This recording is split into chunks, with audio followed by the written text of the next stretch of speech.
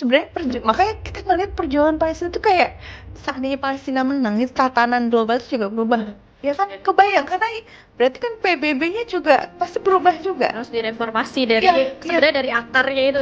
Saya pernah baca di salah satu bukunya Yuval Harari. Beliau kan ilmuwan di Israel ya, yang itu Sapiens, itu dibaca orang-orang.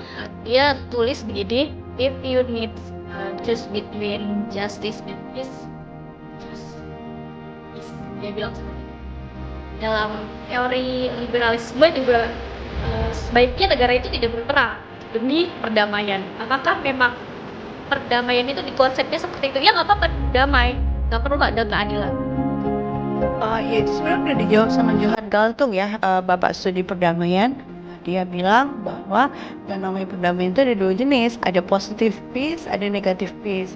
Positive peace itu ya perdamaian yang berkelanjutan, yang seluruh akar-akar penyebab ketidakdamaian itu diselesaikan.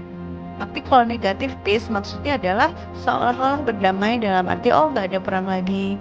Tapi akar yang menyebabkan itu tidak damai itu nggak diselesaikan. Jadi misalnya gini, kenapa kok Israel tidak damai tanda kutip? Kenapa kok Israel nggak damai sama Palestina?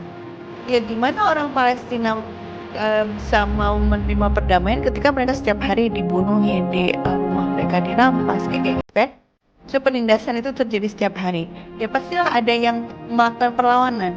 Itu nature manusia gitu loh. Fitrah manusia pasti melawan ketika dia dizalimi gitu ya. Bisa saja terjadi perdamaian, misalnya kayak Oslo gitu ya. Perjanjian itu kan perdamaian tuh, 93 perjanjian Oslo. Tapi nggak menyelesaikan masalahnya, penjajahan masih terus berlanjut, pendudukan masih terus berlanjut, orang yang terusir orang Palestina terusir belum boleh kembali. Iya kan akhirnya meledak lagi ya. Tadinya kan sebelum Oslo itu intifada loh, itu di saat kewalahan banget. Makanya ada Oslo itu sebenarnya karena udah kewalahan, ya sudah kita berdamai. Nah itu jadi yang namanya perdamaian baru akan sustain, baru akan berkelanjutan kalau adil, dibangun di atas dasar-dasar keadilan.